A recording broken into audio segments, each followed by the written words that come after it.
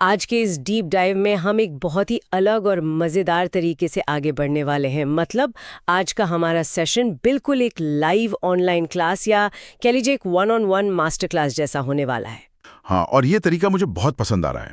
असल में हमारे पास रसायन विज्ञान यानी केमिस्ट्री के सांद्रता पदों या जिसे हम कॉन्सेंट्रेशन टर्म्स कहते हैं, उस पर आधारित एक मास्टर क्लास के नोट्स की पूरी स्लाइड देखें। बिल्कुल। और आज का हमारा मिशन यही है कि हम इन नोट्स को स्लाइड बाय स्लाइड डीकोड करें। जैसे कोई टीचर स्क्रीन शेयर करके एक एक कॉन्सेप्ट समझाता है ना, बिल्कुल वैसे ही हम फॉर्मूले भी देखेंगे और उनके पीछे का लॉजिक भी समझेंगे। एकदम सही। लेकिन इन स्लाइड्स में घुसने से पहले एक बहुत ही बुनियादी सवाल है जिस पर हमें बात करनी चाहिए।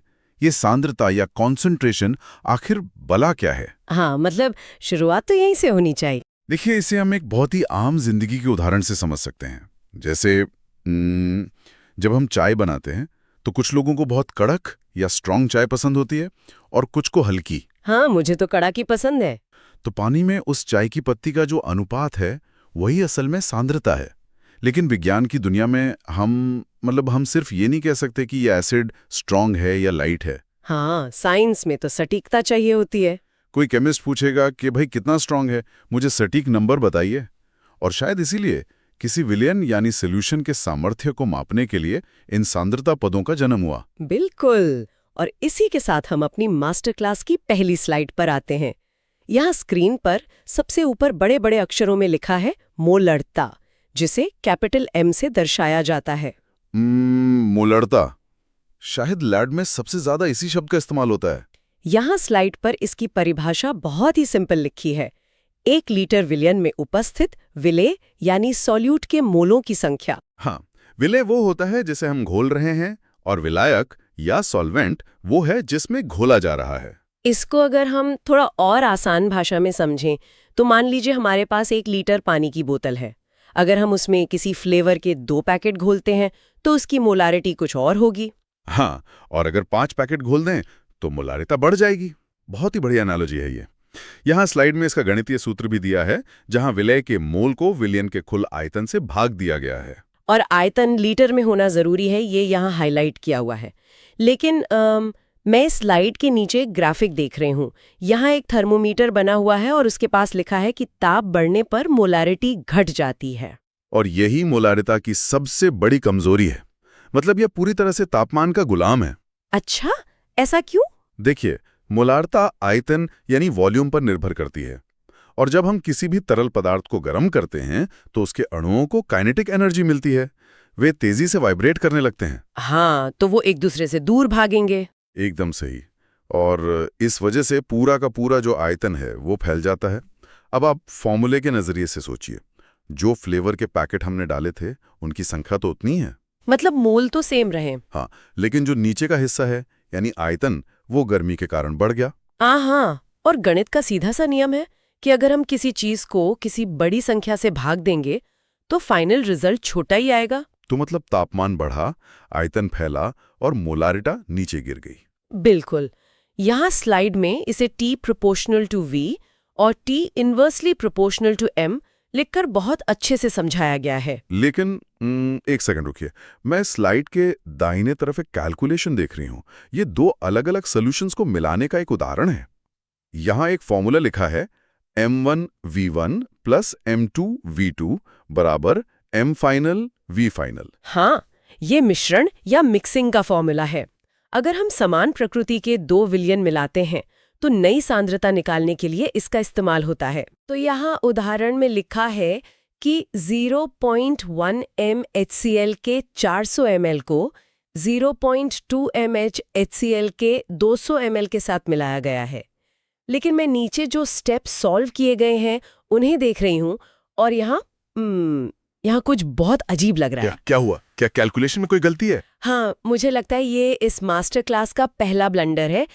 देखिए, इस सवाल में साफ लिखा है 200 ml और 0.2 mHCl, लेकिन जब नीचे फॉर्मूले में वैल्यू रखी गई है तो 0.2 को 200 से गुणा करने के बजाय 100 से गुणा किया गया है। अरे हाँ, ये तो सच में बहुत बड़ी लापरवाही है। और इतना ही नहीं, कुल आयतन निकालने के लिए भी 400 में 100 जोड़कर नीचे 500 ml लिखा गया है। मतलब स्लाइड बनाने वाले ने सवाल में 200 टाइप किया, लेकिन दिमाग में 100 रखकर पूरा का पूरा सवाल सॉल्व कर दिया। बाप रे, अगर हम स्लाइड की इस गलत कैलकुलेशन के हिसाब से ही चलें तो 0.1 गुणा 400 से 40 मिलता है और 0.2 गुणा 100 से 20, कुल 60 मोल हुए। हाँ, और 60 को 500 से भाग देने पर 0.12 m आता है, जो यहाँ उत्तर लिखा हुआ है। लेकिन अगर कोई असली सवाल के हिसाब से यानी 200 ml लेकर सॉल्व करे तो कुल आयतन 600 ml होगा और उत्तर बिल्कुल ही अलग आएगा। ये तो क्लास में बच्चों को बहुत कंफ्यूज कर सकता है। बिल्कुल। खैर, हम अगली स्लाइड पर चलते हैं। अभी हमने जो तापमान वाली समस्या देखी थी, उसका विज्ञान ने क्या हल निकाला, ये दूसरी स्लाइड उसी के बारे में है। हाँ, क्योंकि मोलारता आयतन के कारण बदल रही थी, इसलिए हमें एक ऐसा तरीका चाहिए था जो स्थिर रहे। और यहाँ एंट्री होती है हमारी दूसरी स्लाइड की मोलालता, जिसे स्मॉल m से दर्शाते हैं। तो इसमें क्या अलग है? इसमें सबसे बड़ा बदलाव ये है कि हम 1 लीटर विलयन नहीं बल्कि 1 किलोग्राम विलायक यानी सॉल्वेंट लेते हैं। मतलब हम पूरे मिक्सचर का वॉल्यूम लेने के बजाय सिर्फ उस चीज का वजन ले रहे हैं जिसमें हमने सोल्यूट खोला है, जैसे सिर्फ पानी का वजन। एकदम सही। और इसका फायदा यह है कि द्रव्यमान यानी मास कभी तापमान के साथ नहीं बदलता।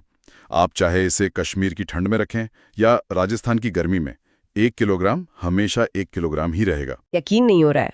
अब क्या मिल गया आपको? कोई और टाइप हो? हाँ, लगता है आज स्लाइड बनाने वाले का दिन ठीक नहीं था। देखिए, सवाल पढ़ती हूँ मैं। लिखा है 203.65 ग्राम HCl विलियन में HCl के 3.65 ग्राम घुले हुए हैं। मोललता निकालनी है, तो इसके लिए हमें पहले विलायक का द्रव्यमान निकालना होगा। कुल द्रव्यमान में से विलय का द्रव्यमान घटाकर। बिल्कुल।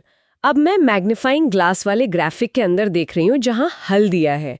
यहाँ विलायक का द्रव्यमान निकालने के लिए 103.65 में से 3.65 घटाकर 100 ग्राम लिखा है। अरे ये क्या, सवाल में 203.65 और कैलकुलेशन में 103.65। हाँ, मतलब अगर सवाल सही है तो 203.65 माइनस 3.65 करने पर 200 ग्राम आना चाहिए था ना। लगकर टाइप करते वक्त 1 की जगह 2 दब गया। ये सच में लाइव क्लास का एक प्रमाणिक फील दे रहा है जहाँ टीचर बोर्ड पर गलती करता है और बच्चे उसे टोकते हैं। बिल्कुल। अगर हम इनकी 100 ग्राम वाली कैलकुलेशन को ही सही मान लें तो 3.65 ग्राम HCl का मतलब है 0.1 मोल, और उसे 0.1 किलोग्राम से भाग देंगे तो 1 मोल kg आ जाएगा, जो कि स्लाइड पर फाइनल आंसर लिखा है। खैर, इन गलतियों से हट अगर हम कॉन्सेप्ट पर वापस आएं तो हर बार मोल निकालना बहुत व्यवहारिक नहीं होता है। हाँ, आम जिंदगी में या किसी फैक्ट्री में काम करने वाले वर्कर को मोल समझ में थोड़ी आएगा। इसीलिए हमारी अगली स्लाइड प्रतिशत सांद्रता या परसेंटेज कॉन्सेंट्रेशन के बारे में है। यहाँ कोई मोल का चक्कर नहीं है, बस सीधी बात होती है। हाँ, ये मुझे काफी आसान लग रहा है। यहाँ स्लाइड पर 3 प्रकार के प्रतिशत दिए गए हैं। पहला है भार प्रतिशत या WW, मतलब 100 ग्राम विलयन में विलय का भार कितना है। जैसे अगर कहीं 20% NaOH लिखा है तो उसका सीधा मतलब है कि 20 ग्राम NaOH है और बाकी का 80 ग्राम विलायक है।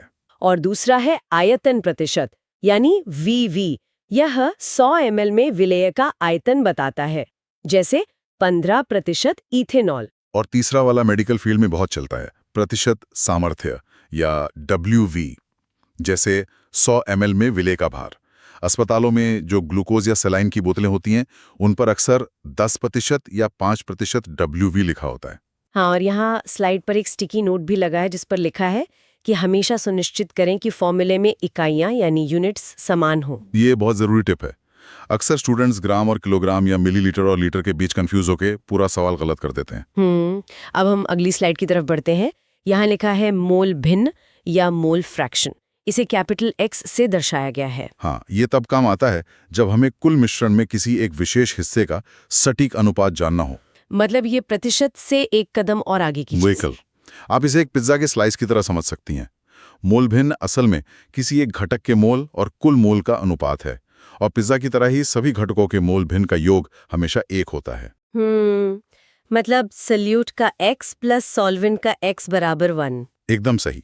अगर आपको 1 का अंश पता है तो आप 1 में से घटाकर दूसरे का आसानी से निकाल सकती हैं। ये तो काफी सॉर्टेड है। लेकिन हे भगवान, मैं इस मोल भिन्न वाली स्लाइड के नीचे देख रही हूँ और यहाँ द्रव्यमान प्रतिशत का एक उदाहरण दिया है, और मुझे लगता है हमें आज की क्लास का दूसरा बड़ा ब्लंडर मिल गया है। अच्छा, अब क्या गड़बड़ है गणित में? मैं सवाल पढ़ती हूँ। लिखा है 2 ग्राम पदार्थ को 18 ग्राम पानी में मिलाया गया है। द्रव्यमान प्रतिशत निकालना है। तो फॉर्मूला तो वही लगेगा, विलेय का द्रव्यमान भाग कुल द्रव्यमान गुणा 100। हाँ, तो विलेय है 2 ग्राम और कुल द्रव्यमान होगा 2 + 18 यानी 20 ग्राम। तो फॉर्मूला बना 2/20 गुणा 100। तो 2 को 100 से गुणा किया तो 200 आया और उसे 20 से भाग देना है, यानी 200/20 जो कि 10 होता है। और आप विश्वास नहीं करेंगे, स्लाइड पे उत्तर लिखा है बराबर 20%। क्या 200 को 20 से भाग देकर 20 कैसे आ सकता? मुझे तो हंसी आ रही है। मतलब 200/20 तो 10 होता है ना। ये मास्टर क्लास नोट्स का एक और ब्लंडर है जिसे हमने रंगे हाथों पकड़ लिया है। मुझे लगता है स्लाइड बनाने वाले ने कैलकुलेशन में विलायक के 18 ग्राम की जगह कुछ और ही सोच लिया होगा, या शायद जल्दबाजी में एक 0 एक्स्ट्रा लगा दिया। जो भी हो, ये तो एक भयानक गलती है। खैर, आगे बढ़ते हैं।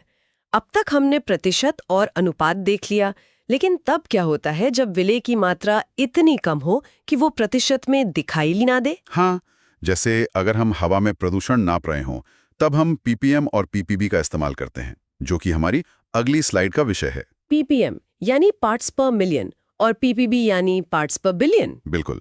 जब प्रतिशत काम नहीं आता तब हम 10 की घात 6 यानी 1 मिलियन या 10 की घात 9 यानी 1 बिलियन का पैमाना लेते हैं। इसे समझने के लिए हम ऐसे सोच सकते हैं कि एक पूरा ओलंपिक साइज का स्विमिंग पूल है और उसमें पानी की कोई एक विशेष बूंद खोजनी है। बहुत ही सटीक एनालॉजी है। यहाँ स्लाइड में जो उदाहरण दिया है वो भी हवा में SO2 गैस का है। अगर हवा में 500 ppm SO2 है तो इसका मतलब है कि 10 की घात 6 मिलीलीटर हवा में 500 मिलीलीटर SO2 मौजूद है। सुनने में 500 बहुत कम लगता है, लेकिन रसायनों के मामले में ये मात्रा भी बहुत खतरनाक हो सकती है। बिल्कुल। अब हम आते हैं इन सांद्रता पदों के फाइनल बॉस पर।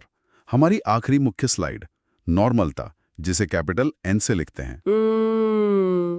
सच कहूं तो नॉर्मलता शब्द सुनकर ही मुझे थोड़ा डर लगता है। ये हमेशा से काफी कंफ्यूजिंग रहा है। यहाँ परिभाषा लिखी है 1 लीटर विलयन में विलेय के ग्राम तुल्यांक या ग्राम इक्विवेलेंस की संख्या। हाँ, और चूंकि ये भी 1 लीटर विलियन की बात कर रहा है, इसलिए ये भी तापमान से प्रभावित होता है, मोलरता की तरह। वो तो ठीक है, लेकिन ये ग्राम तुल्यांक थोड़ा डरावना लगता है।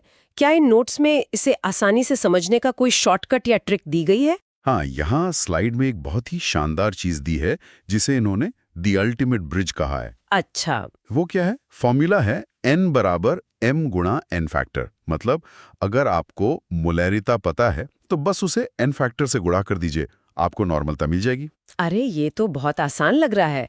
यहाँ नीचे एक उदाहरण भी है H3PO3 का। लिखा है कि इसका 0.2 m का विलयन है और नॉर्मलता बतानी है, और यहाँ N फैक्टर 2 लिया गया है, जिससे 0.2 गुणा 2 करके 0.4 N उत्तर आ गया। बिल्कुल। लेकिन एक मिनट रुकिए, यहाँ जो फॉर्मूला है H3PO3, इसमें तो 3 हाइड्रोजन दिख रहे हैं ना, तो इसका जो N फैक्टर या क्षारकता है वो 3 होनी चाहिए।